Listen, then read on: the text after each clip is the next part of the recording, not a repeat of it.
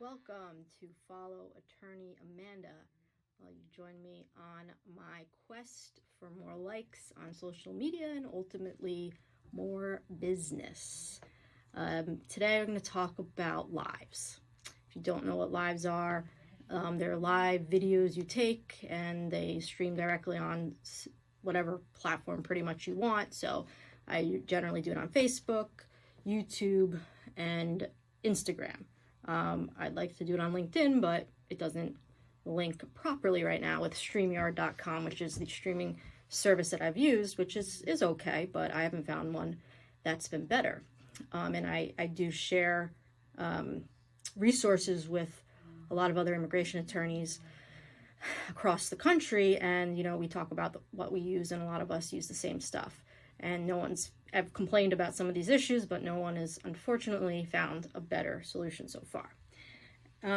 Anyways, so last I was talking about, some of my efforts to increase business.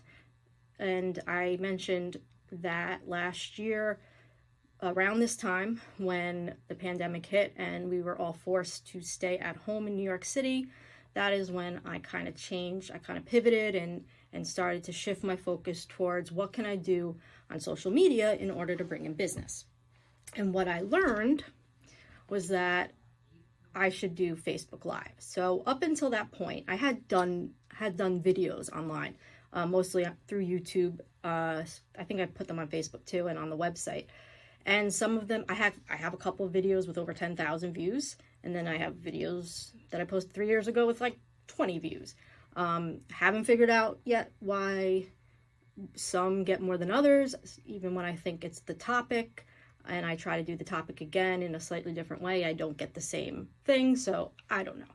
Anyways, so yeah, I had relative success with the videos, but definitely nothing, very, very little. And doing the pre-tape videos were actually a lot of work because, number one, I was not writing a full script, but I was writing, points out, and you could see I was reading, which is actually one of the criticisms I got, that I needed to be a little bit more natural. So they definitely take planning. I also was trying to fit the entire video in about, ideally less than 5 minutes, but 100% less than 10 minutes. So I had to pick like narrow topics, and that's another reason why I would want to write it out first, because I can just talk and go off topic, and I didn't want people to not watch the videos if they were too long. But what's interesting about the live videos is when you read like how long should these videos be, they tell you that they should be like at least 5 minutes. They should be longer, if possible, like 10 minutes or longer. And the reason is because, especially if you advertise in advance, it gives people a chance to join. So the live videos, anyone who likes you or follows you on Facebook or or Instagram or subscribes to you on YouTube, when you go live, they get notified. And they might not be able to join you right away. So, and you can actually see when people are joining you. So like, you try to, you don't have to rush, basically. And I definitely don't see any more or less success going longer. I've done ones that were less than 5 minutes, and I've done ones that were over an hour, depending on the topic. I would never do one over an hour if people weren't still watching, of course. But anyways, so that was one thing that was kind of intriguing to me, to think like, hey, I'm not going to have to do as much planning in advance when I do these live videos. I learned about it because I had a client who is a social influencer, whatever you call her, Instagram influencer. She has 80,000 followers, and she hired us around that time for a legal matter. And when I saw that she had all these followers, and then I saw she did a lot of lives on Instagram, and I was like, like I'd seen, the lives before, but I was never that interested, because even though all of my videos were done in one take, because I don't know how to video edit, but they were shorter.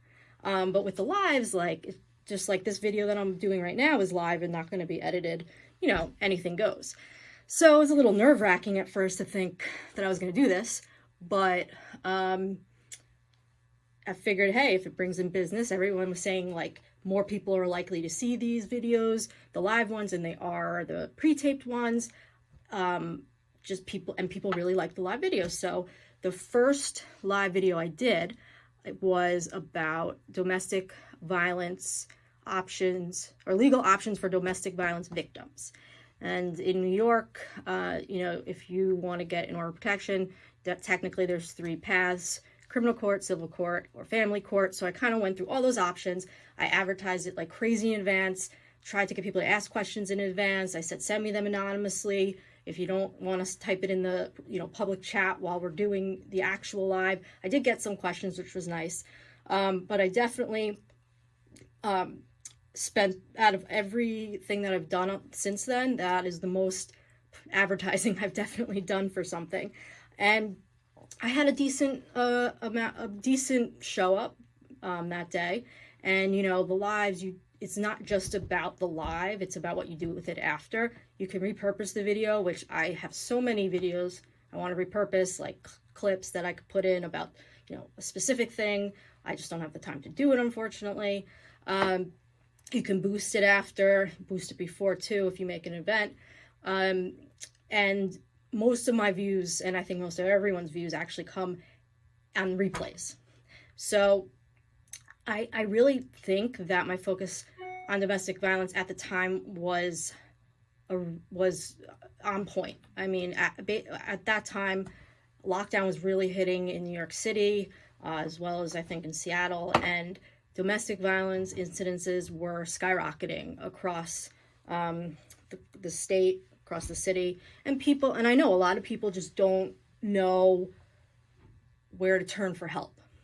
And I got a couple, I think I got a couple from, I know I got a lot of calls from it.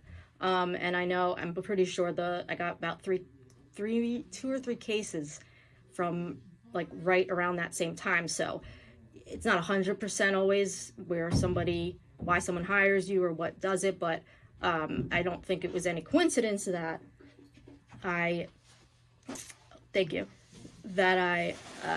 got those clients right after I did that. So ever since then, I've tried to do them regularly. Ideally, I would do them like at least once a week, the same time, so people knew when to tune in. I've talked about that with Aaron many times, and he's on board with it. But of course, I have to arrange it all, and it's not that easy because there are attorneys that just do question and answer sessions, like no topic. I've seen it. A lot of my colleagues do it, but I know even when we pick a topic, people are asking us about all different things, and it's kind of more like a radio show, which is fine, but I'm also just trying to, I don't know. I'm still contemplating doing the Q&A, because that's easy just to say, hey, every week, Wednesday at noon, I'll be, ask me your immigration questions or whatever.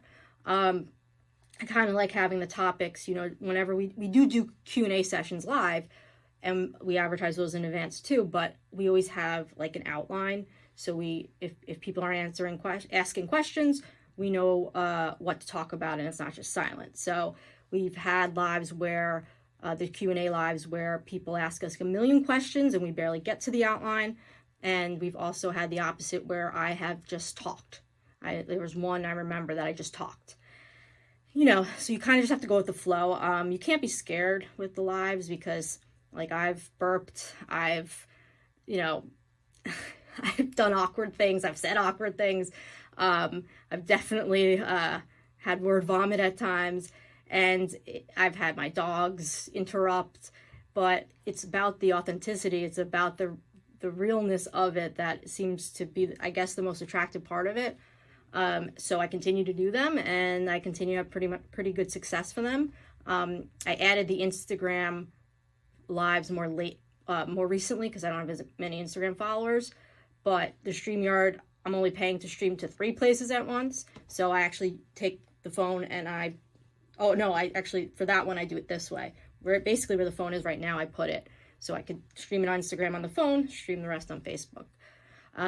So yeah, I will talk more about the different types of lives that I do, but that is what got me started in the right direction with keeping our business afloat during the pandemic. We'll see you next time.